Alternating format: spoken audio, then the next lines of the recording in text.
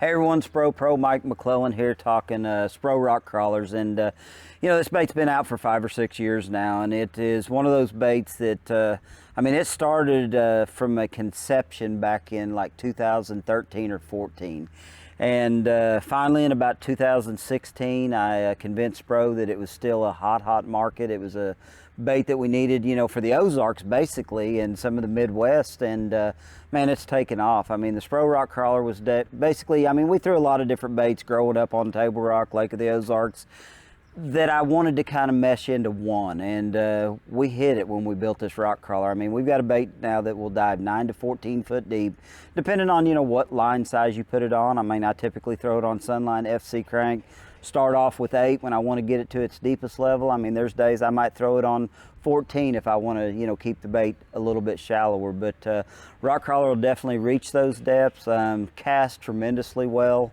Wide wobbling bait. It hunts really well. Frees up. I mean, when it deflects off rocks, you know, a lot of baits will kind of lift.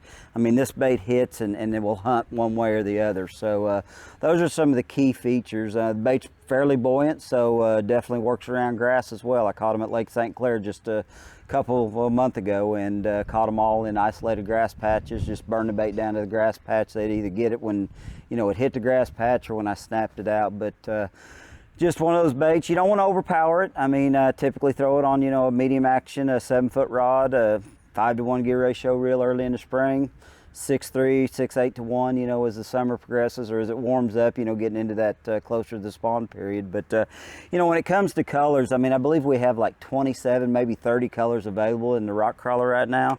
I always get asked, you know, what are your 5 or 6 favorite colors? I mean, this is definitely one, Phantom Watermelon. And then you've got 5 or 6 colors that I think you have to have. I mean, we've got Ghost Orange Craw. I mean, it is a tremendous, you know, clear water, relatively light wind kind of a day color. You've got Ozark Craw. This is that, you know, a little bit more bold color, a little bit of yellow chartreuse on the belly, but you've got nice green pumpkin, you know, olive looking back on it. Then we have Spring Craw for those dark, cloudy days. I mean, it's a color I like early in the spring, like it in a little bit more stained or colored water. Just the standard green craw is also one you almost have to have. I mean, you've got enough, you know, light color on the belly. Sometimes, you know, fish that aren't feeding on crawfish will mistake it for a shad, but definitely has that naturalistic crawfish color look to it.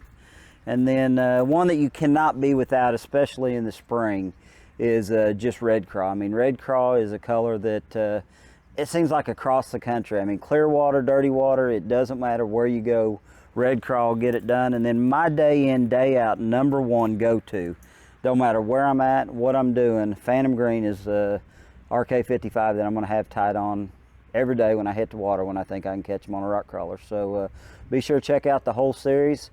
RK55, you're going to catch a bunch of bass if you tie one on.